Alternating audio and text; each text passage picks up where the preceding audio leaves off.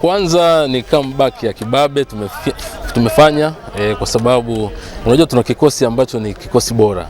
Hichi ni kikosi cha quality ya ligi kuu.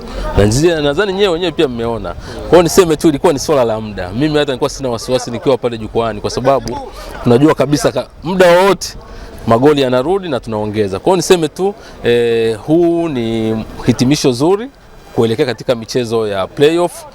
Sasa hivi maandalizi yetu sasa yanakwenda kwenye playoff kwa sababu huku tumeshamaliza.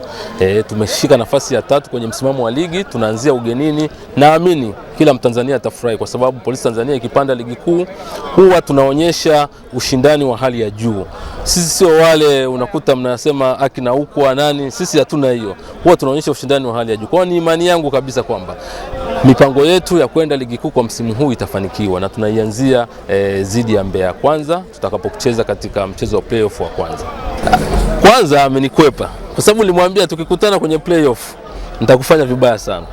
Kwa hiyo amekimbia ameenda moja kwa moja. Sasa hao wengine ambao wanajitafuta hapo Kifaru, ukienda kule Namungo, ukienda Tanzania Prison, yani mimi naomba tu wajitahidi wasikutane na sisi. Maana yeyote atakaye kuja mbele yetu tunaamini kabisa huyo itakuwa ni halali yetu.